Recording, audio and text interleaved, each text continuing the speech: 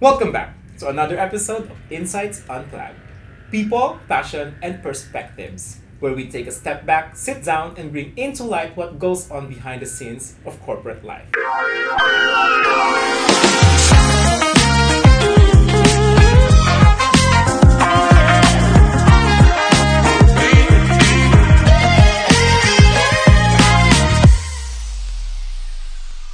I'm Claire Feliciano, and for today's episode, our discussion will focus on a working student, a former working student who was able to complete their studies, and how they were able to balance work while going to school. I'm sure we'll learn a lot from our guests today, who are wearing the badge of honor as working students. I'm Sherwin Urbano. This is a topic that I could really relate to because I went through the same experience. We invited these beautiful ladies to share with us their experiences when they embark on their journey as a working student. Kindly introduce yourselves, ladies. Hi everyone, I'm Needs. I am a Junior Legal Compliance Associate from Legal Compliance Department, and what's unique about me is that I love traveling even though I am a working student. Wow, let's talk about balance. Okay, hi everyone, good morning. I'm Esther. I'm currently the Legal Compliance Director for InCorpPH. Something unique, I've lived in 4 different countries. That's really unique. One's traveling and one's living in 4 different countries. Balance. Yeah. Okay, so before we proceed to our podcast proper, let's do a fun icebreaker to test your music knowledge. And of course, para mas makilala namin kayo. So Sherwin, please explain the rules of the game. Okay, let me read the rules of the game. This is what we call words in songs. In this title of our this is the title of Icebreaker for today. It is a simple song association game where we all pick out words from this tada fishbowl. So tapos we have to sing a line of a song na may word na napili natin. Then say the title of the song and the artist at the end. Not necessarily dapat yung word if nasa unahan or between ng line. So you can't repeat na song na napili na ng iba. So who's gonna do it first? Maybe you should start from there. Okay, from right to left. Okay, Claire, I think this is your time. Pick a word. Let's see. Your word is gusto. Gusto. It's Tagalog, gusto. Yeah, gusto. Try to sing a song. Oh my god, I don't know. You want to give it that to me because I have one. You really have one? You can. But I don't know the artist. And just say, Gusto ko ng pretty high. Not for me. Not for you. Okay, I'll give you a chance to pick another word because we have a lot of options here. We're just 4 of us in the room. I'm so bad at this. But you're a great singer, huh? Mahal. Ay, madali na yan. Mahal kita, pero... But I don't know the title and the artist. No one will punish us without knowing the artist. Okay. But at least I sang, di ba? Yeah, that's good. Am I absuelto na? Because I sang this, No, pick okay. one pa. Okay, pick one. Sige, let's see. Umaga. Umagat sa gabi sa bawat minutong lumilipas. But I don't know the singer of this song. Can we just stick to that singing of praise? I think, yeah. Okay, let me try. Your turn. Eyes. Eyes. Wala ko maiisip. Pass. Okay. Another one. Wala, one. baka We'll naman not pala let tayong you not masagot sing dito a na song. ubos. Gusto mo bang take? Luha. Meron ba kayong alam dyan? You wanna take it?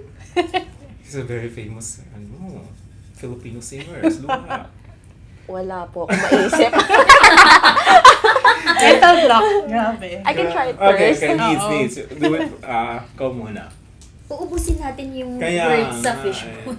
Love. Okay. Ganda yan. Pwede namang di umpisa. Yeah. Marami ako alam, pero wala akong maisip ngayon. Ako Okay na lang. lang. Steal. Still the love. Love, soft as an easy chair. Yeah! Saan pa puta? Who doesn't know Salvaputa? Okay, that's your last chance, Needs. Break? Break. Break. Break. I can't remember a song with the break word. Can I try one more? Okay, one more. One more. One more. Sana okay na to. Coffee? Parang mas mahirap yung coffee. Oh, who wrote this choice? Pass! I don't know. Producer? Meron ba naman? Parang mauubos ko to.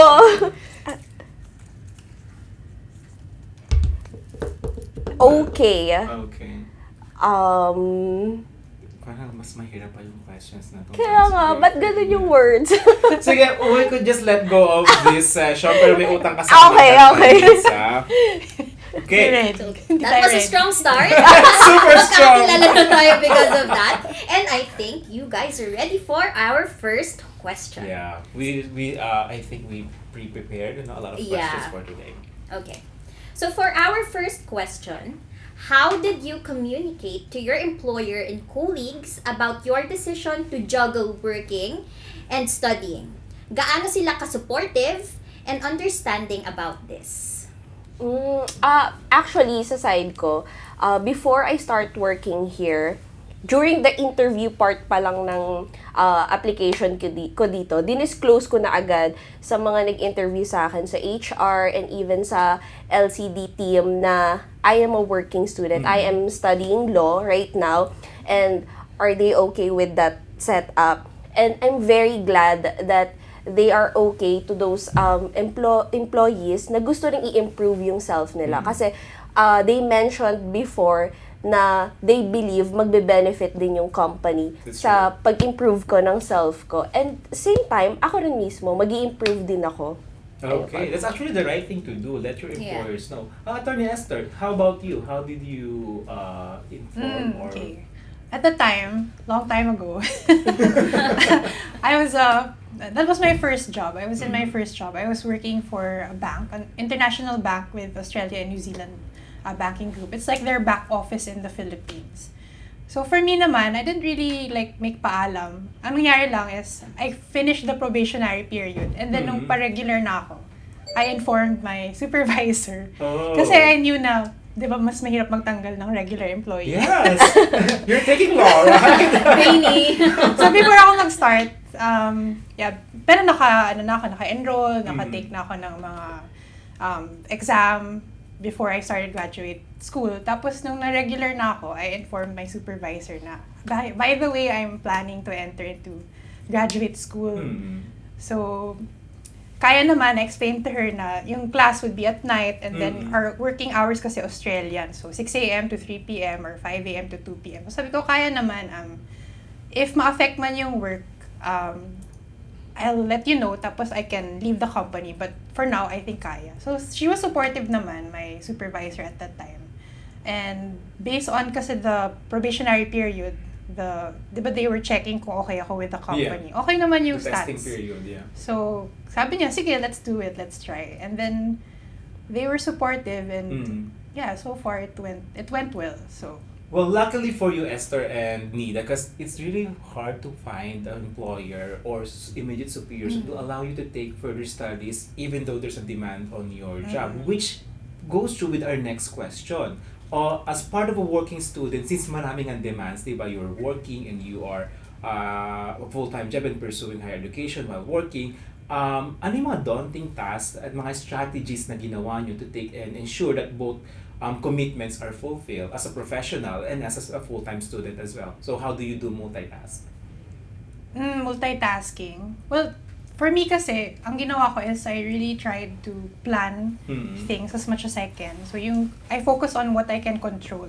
Like I can control the school where I went to, so I chose a program na right across our office. So literally, after work, I would just take the underpass kasi I used to work in De La Rosa Street in Makati. And then the graduate school program that I was taking was in RCBC Plaza. So I would just cross Ayala Avenue. Literally just crossing the street. Yeah, you know? so just plan everything with military precision as much as possible. Wow, military para manage. precision! Medyo mahirap pero kaya siya eh. Like, wala lang, scheduling, ito kailangan kong gawin this time or pag alam ko na malapit na mag-exam period, I would schedule my leaves around that time. Tapos mag-schedule din ako ng fun activities afterwards. Oh, that's nice. Let's talk about balance, ano? Ikaw, Nidalyn, how do you do that? Juggling those things together? Number one thing po sa akin is prioritize talaga. So, kapag working hours, I make sure na no studies muna. Talagang unahin ko muna yung mga work, lalo na yung mga urgent, and then pagka-out ko, no work naman na. Magpaano na ako sa studies lang talaga ako. Kahit contact pa ako ng supervisor ko, naka-out na ako. Sorry po. Bukas na lang po. Ganon. And then, nagme-make din po ako ng schedule ko. So, kapag tinatry ko talaga na mag-stick sa schedule ko as much as possible para hindi rin magulo yung araw ko. So yun, prioritize and time management po talaga. Prioritization and time management. How about yung travels mo? Yeah. Like, when you want to go to travel? You mentioned. Yes, actually. Same with Attorney Esther. After exams ko, nagpa-plot po ako ng mga sunod-sunod na travels. Kasi parang, ano po siya, bakasyon na yun. Yes po. Pero during, kapag busy season sa work at saka busy pa sa studies, wala mo ng travel. Pero during vacation, sinisiksik ko po talaga lahat ng gala as much as possible. Well, that's good. Kasi di ba para maiwasan yung pagka-burnout mo. Yeah, because you could be burnout studying, you could be burnout working, you really need some sort of another channel so you release your energy, go outside, di ba? Para balance talaga. And I'm so happy that all of us are here working in InCorp that kind of share the same values, giving opportunity to the employees who want to take further education, hindi natin sila binabawal. Ano? So, I think we are all lucky that we have this kind of setup and culture here in tsaka yung work-life balance. Yeah. True. Diba? Yes. Totoo yan, di ba parang in InCorp, what I really appreciate in this company is when you are not working, particularly outside of your work schedule, they could not really demanding you to do that. Ano? Yeah, so, true. very good for you, Nidalyn. I think you found the perfect company when you do that. Okay, so speaking of balance and daunting tasks and studying, for our next questions, can you share your personal experience when it comes to balancing work and studying during your time and of course now? And how did you, of course, overcome the challenges? Ako recently lang, last January, sa team kasi namin, January is the renewal season. So sobrang daming request lahat. Nire-renew. So, sinasabay. And January is my finals week din po. So, medyo mahirap talaga siya. Parang December pa lang ini-imagine ko paano ko siya gagawin kasi renewal season and then finals ko naman sa school. So, what I did is, sa work ko, lahat ng urgent, inuna ko na talaga siya. So, and then, dun sa finals week ko, may mga pinlot din ako na leaves ko. And then, talagang nakabukod na yung priority ko sa work and then after that, focus naman ako sa finals ko. Talagang divided lang properly based dun sa demands ng dalawang aspect na yun. But very fresh experience. Just 1 month. Very organized din. Diba? Parang hindi ko naiisip na gawin yun eh. Ako, I would literally just cry in the corner of my room. Same. I'll just cry and then do it. Gen Z. How about you, Carly? Yeah, so I had to recall pa. Actually, tama yung ginagawa ni Nids. I think yun din yung strategy during my time. It's not really a matter of multitasking, but focusing on one task at a time. Na talagang may allotted period. So during that period, wala kang choice but to do the task that you're supposed to do. And then usually yung outcome, napapansin ko, mas okay pa yung grades ko kasi nakafocus ako during that time. Or okay yung work output kasi nakafocus ako that time. So, I think yun yung key pag working student is really to set aside time and focus on what task you have at that time. Kahit sa work, ganun. In terms of challenges ng working student, ganun din, like scheduling activities. Syempre sa team, di ba? Lalo na mga first job kami mostly sa team namin nun. So, people wanted to go out after work, bonding, ganyan. May iba na hindi ko nasasamahan. Okay, so you have to sacrifice that part. Oo, sometimes like inuman hindi ako pwede kasi may night class ako. So I would tell the team, yung iba sabihin, ano ba yan? Ang ano naman, KJ. Yeah. But these are things na parang ano talaga, like, give and take. Kung gusto ko gawin to, kailangan ko i-keep up yung iba. Pero makakasama naman ako sa iba. Sa iba. And I'm also very thankful to my former employer, tsaka yung team ko before. Kasi sometimes they would schedule their activities around my schedule. Ah, nice! So, Good friends, may team building kami before na dapat out of town. Kaya lang finals week ko. And hindi naman ako nagda-drive nung time na yun. So, ang ginawa nila is they looked for a place, an Airbnb, na nasa Metro Manila lang. Oh. Para pwede akong sumunod after exam, tapos pumunta sa exam ko. So after thoughtful the of them. team building. Challenges, what else? Although, hindi naman lahat ng tao ganun. So, minsan sa office, kapag working student ka, at least what I experienced before, mas may pressure kasi nakatingin sila sa iyo na parang, are you really working? Yeah, that's true. Not really from the top level, but mostly among peers. Kasi parang, trabaho ba siya, nag-work? Kasi sometimes lunchtime, nag-aaral din ako. Kasi, pag may minsan recipe. supportive kasi yung nasa top, di ba? They really want that's gonna ask your, yung ka-level your peers mo. Yung diba? ka-peers, parang same ba kami ng time na nasa work? Minsan may ganun. So, you really have to like, do your best while you're at the office. Pero make sure na your work is still good. Para naman wala silang masabi. Yeah. Just do your best. Yeah, do your best. Going back to the multitasking you've mentioned earlier, Attorney Esther, I've read an article in LinkedIn that's really not a productive way of you completing tasks kasi mag-compromise yung result ng isa. It's better to compartmentalize. Di ba parang isa-isa? I think that's what you're doing with Yes. di ba? Work, study. Kasi when you try to overlap it, sometimes it could, hindi naman confusion, pero yung sa halip na you're dedicating your 100% energy to one particular task, dine-devote mo pa sa other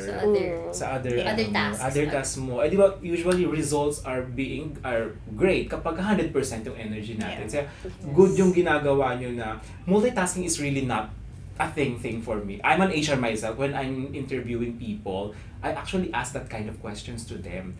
How do you do the same task multiple times? I want to see how they really going to approach doing that. Kasi kapag sinabi nila, yeah, I could do multitasking, parang, hindi naman totally red flag, pero sige, how you gonna define that to me na talagang na-manage mo siya, di ba? Yeah. So, medyo counterproductive kasi kapag multitasking ka, you're doing several things at the same time. Although there are times na no choice but to do it, but as much as possible, like, one at a time, try to focus. Yeah, that's true. Agree, di ba, Claire? Yeah.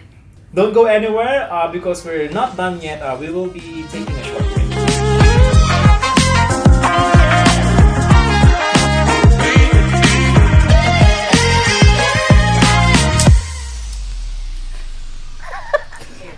Three, two.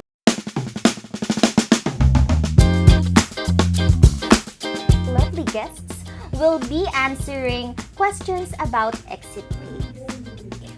Separation pay is a kind of compensation given to the employee who are terminated, meaning involuntary, tinanggal sila sa company. What will happen kasi, if you think that you are illegally dismissed, and then lumaban ka, nag-file ka ng case against your employer, and then you're gonna wait for the decision of that particular court, kasi le-level up yun SENA, Labor Arbiter, National NLRC, Court of Appeals, and Supreme Court. So, ang dami mong pwedeng puntahan. Kino-compute talaga siya yung hinold ni employer dun sa resigned employee. Hindi nag-vary yung length of service. Piece of advice, there's only 3 certain things in life as an employee. Hiring, separation, and paying your taxes. It's not your salary that makes you rich, it's your spending habit. Ayun. Kung malaki man yung sahod mo, kung malaki rin yung gastos mo, wala rin. Yun. Charmaine, para namang parang... Medyo masakit ata yun.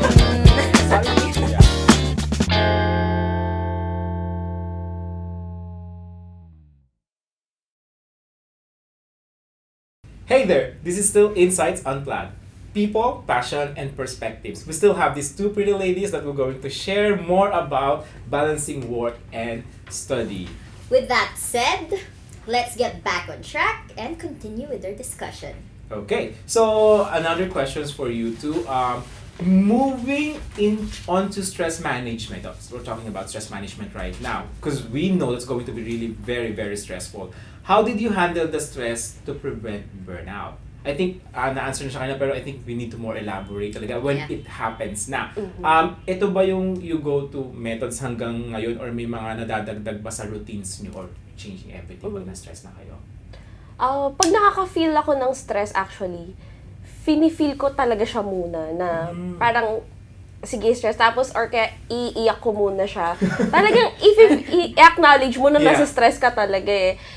Tapos after nun, stop muna ako sa ginagawa ko. Tapos parang itatry mo ulit i-assess yung mga nangyayari kung bakit ba ako nasa-stress? Bakit ba ako nasa-stress, 'di ba? Kasi baka naman nag-procrastinate ako or baka naman may di ako ginawa. Pero pag hindi mo naman talaga fault nasa-stress ka, talagang overloaded lang talaga yung mga ginagawa mo. Syempre humihinga muna ako. Tapos after that, iniisip ko na lang na i-prioritize talaga muna yung mga dapat unahin. And then, pag hindi talaga kaya, there are people naman talaga na, alam mo yun, pwede ka namang mag-ask ng help, di ba? Or like, tell your supervisor na, pwede po bang magpa-help sa ganito or ganyan. Kasi, pwede namang hindi mo siya sarilinin. So, may mga tao, like, lalo na sa team namin, may mga colleagues ako na very helpful pag hindi ko na naiintindihan yung mga dapat kong gawin. So, pag sa school naman, pag nasa-stress ako, ganun din, break muna konti, and then tatandaan mo bakit mo ba gusto yan. Gusto mo yan eh.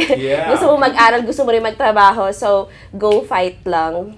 So, ganun. Acknowledging the emotions of stress, ano. I think that's important para hindi siya mapuno. Ma-bottle up, Yeah, that's true. At saka, at the end of the day, babalik ka pa rin naman sa goal mo eh. Exactly. Diba?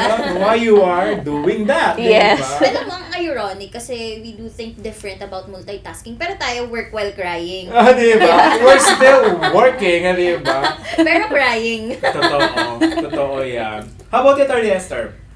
For me naman, I accepted reality. Now, before I went into the working student kind of thing, talagang in-expect ko na masistress ako. Kasi naisip ko, sa life naman, lagi namang may stress. Pero yung stress is at least something na pinili ko. Yeah. Ito yung mga gusto kong ma-stress about kasi may gusto akong mangyari. Yeah. So, ganun. I think it's mostly like accepting reality tapos how do I move forward from that. So, pag nasa-stress ako, kahit naman ngayon may stress pa din, di ba? Totoo. Lalo na sa legal work. Yeah, that's true. You have to problemahin mo yung problema ng iba. That's part of the job. Yeah. So, ang key is how do you separate yung problema ng iba sa problema mo. Yeah. So, parang may boundaries din between the problems. Pag na-challenge ako, ang ginagawa ko is usually pag overwhelmed na, I try to step back. Bibitawan ko muna. Tapos isipin ko paano ko siya aayusin step by step. Tsaka kung sino yung mga kailangan ko ng tulong from. Kasi tama si Nids, hindi naman lahat kaya mo gawin on your that's own. true. And then pag nasosolve na siya, magpaplano ako ng masayang gagawin. Or either gagawin ko yung masaya para dun yung break ko. Kunyari lalabas ako with friends, katawagan ko yung Is it close sort friends of ko. Rewarding yourself. Or nag-walk ako. Mga ganun, like break para mag-relax and then plan step by step paano mangyayari, paano aayusin. And then afterward, mag-iisip ulit ako ng pwedeng masayang gawin, parang reward. Yeah. So, it's really the balance, di ba? Doon talaga siya umiikot eh, no? Yeah. Weird thing, I don't know, I wanna share a weird thing about me when I'm stressed. It's very noticeable because my ear, namumula siya and it's itchy. So, when my team sees it, so alam nila pag stress ako, hindi ko kayang itago. Ako lang ba yung gano'n? Nagmamanifest sa body yung stress? Oh my God, that's the only person. Ako rin. Nagkakaroon ako ng pimples or singaw. Ay, di kasi ako instant.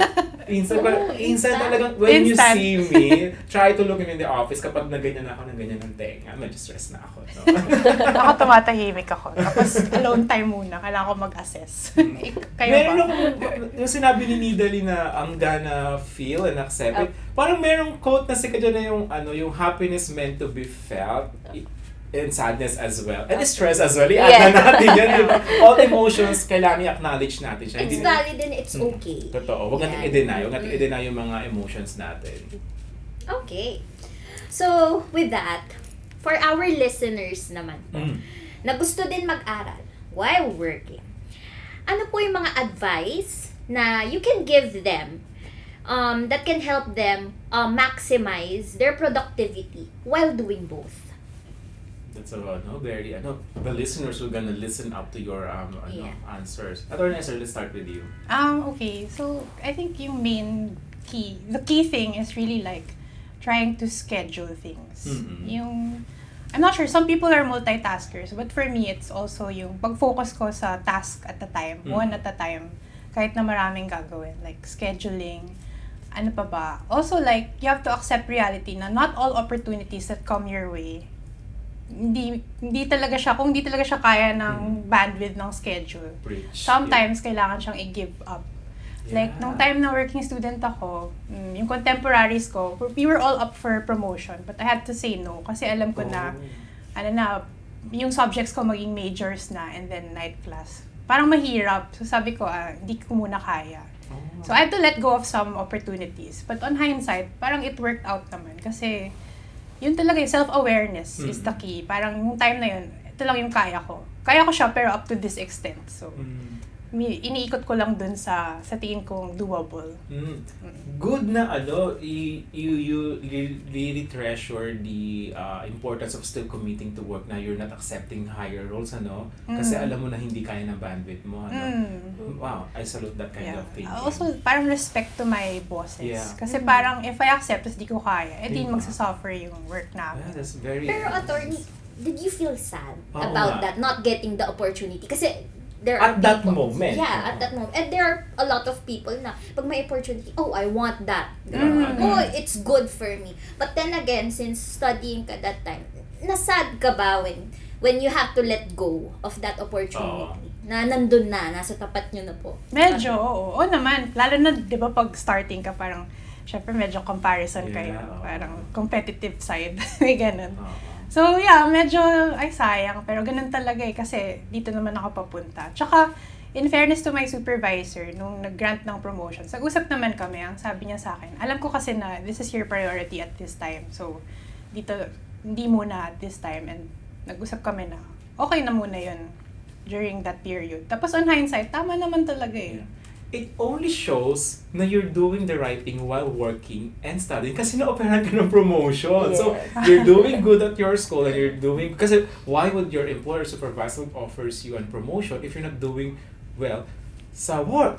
Best example for those aspiring working students to take further graduate degree, something like that. How about you, Nida? My advice would be to make sure that gusto mo talaga yon. Gusto mo talaga na mag-school at gusto mo talagang mag-work at the same time. Para at least kahit nakaka-feel ka ng challenges, gusto mo siya. Kapag ka nafe-feel mo na challenge ka, parang hindi siya ganun ka burden sa'yo. Kasi nga, gusto mo yung inaaral mo at gusto mo yung tinatrabaho mo, yung line ng work mo.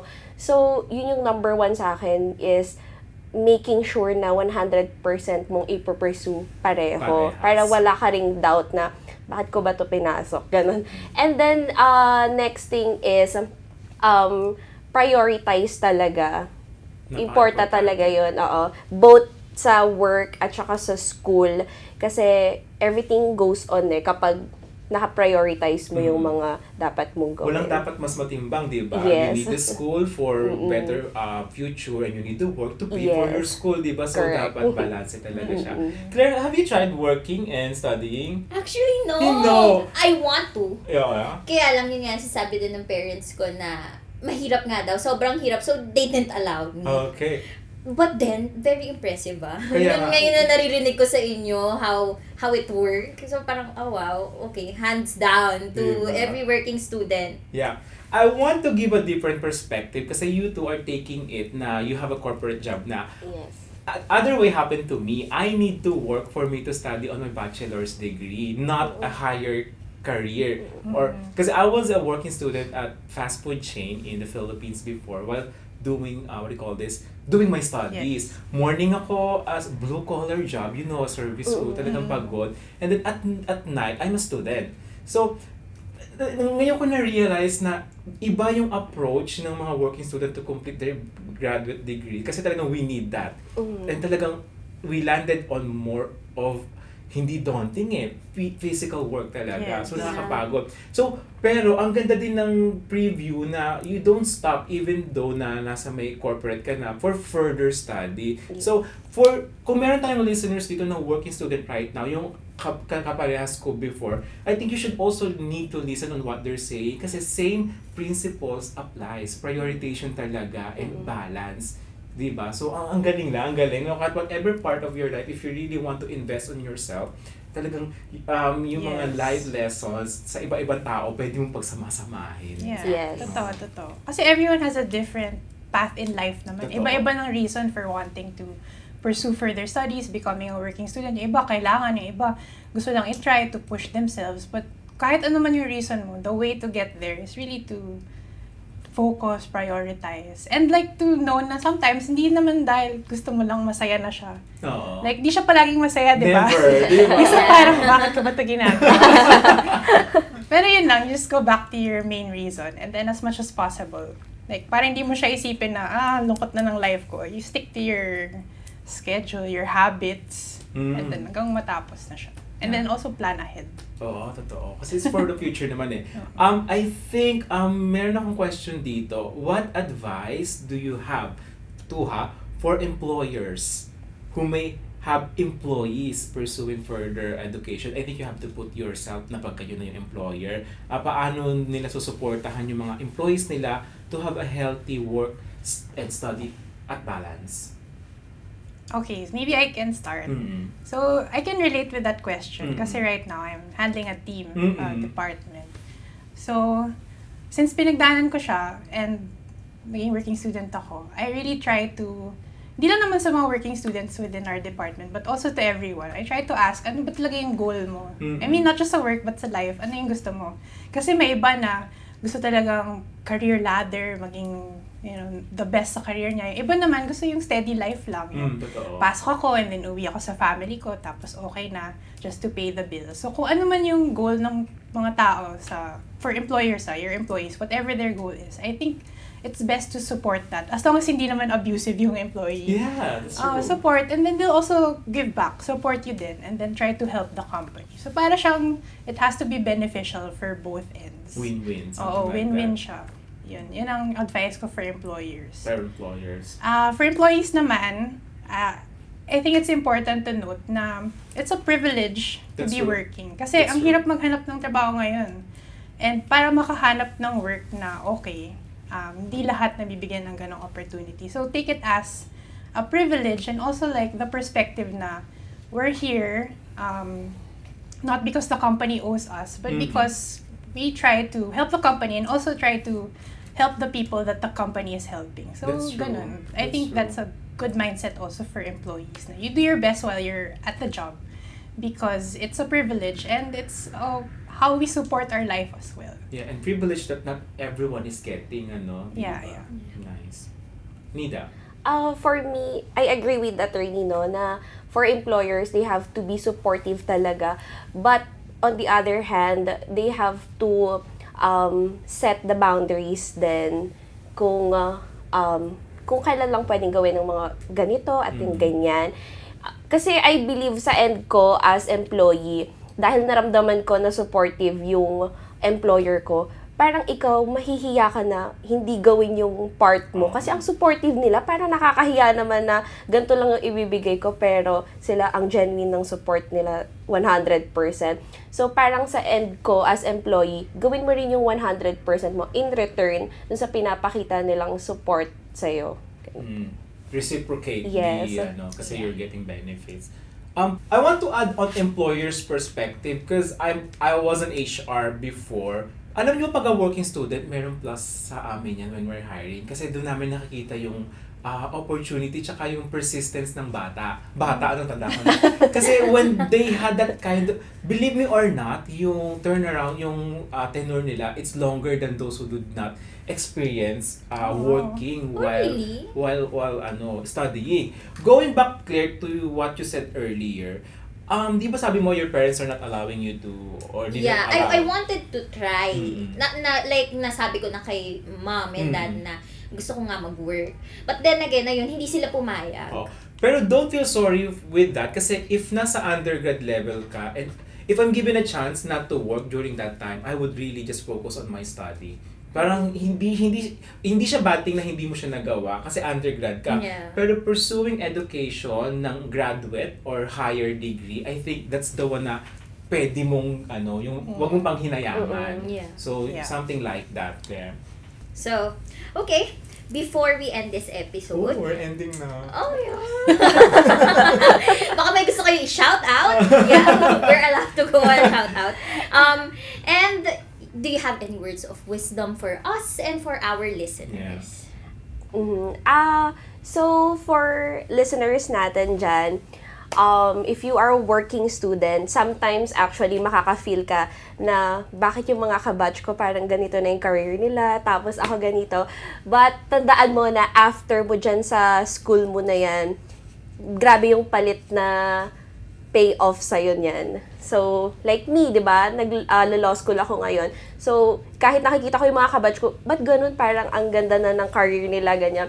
Pero I believe, after ko mag-law school, yung talon ng career ko, Yeah. ayun. So, guys, push lang talaga. Wag kayong sumuko. Ilaban nyo talaga kasi tandaan nyo yung mga reasons nyo bakit nyo ginusto yan. Yun lang. Oh my God, I want to add. Remember, attorney, sa Mancom natin yesterday, Attorney Amanda said that the comparison is the thief of joy.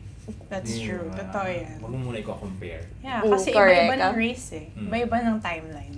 And that's true for working students, especially pag grad school. Talagang may konting stall Yes. sa career kasi nga, you're doing another thing. Di lang sa career, pati sa ibang things sa life. Pero it happens, different timeline talaga. Shout out ba? Shout out. Final. Shout out, advice. final words. Final words. Well, kung gusto niyo talagang i-try maging working student, try nyo lang. Sa tingin ko kasi, dalawa yung modes ng failure. Di ba dati kapag may intram sa school, pag hindi dumating yung kabilang team, fail ka na by default. Talo na sila, default na. Eh, pag tinry nyo, tapos natalo kayo, at least you failed, tapos may experience, and then you can try again. So, ganun din, I think, with life and pagiging working student. Kung gusto nyo talaga, and it's something na gusto nyo yung subukan, kasi sa tingin nyo kaya nyo, and mapaplan nyo siya accordingly, edi subukan nyo. Kung hindi nag-work, at least nag-fail kayo, tapos may experience, and then you can use the experience for something else. Otherwise, it's failure by default. And may regret kasi pag ganun. Yeah, pag eh, hindi life mo is short, diba? sinubukan, diba? Try nyo na lang din. Habang, malakas-lakas pa. Actually, ako ngayon, like, in my 30s, feeling ko hindi ko na kaya yung Talaga? working student. Nakapagod. So, maganda siya pag mas may energy pa. Mga 20s, ano? Pero kanya-kanya naman yan. Yung iba Yeah. malakas pa ng 30s. Oo. Ako kailangan tulog na ako at a certain time. It's never too late naman kahit anong age ka na pag further study. Engage nyo lang din. Kasi may ibang career na. Up to may konting timeline. Okay, there you go. So, thank you for our guests for sharing the experiences and giving more knowledge and information to us, Claire and me, and to all of these listeners. I hope you guys are able to enjoy this session and to our listener as well. So, that's all we have, and stay tuned for the next episode of In.Sights Unplugged. People, passion, and perspectives. Thank you.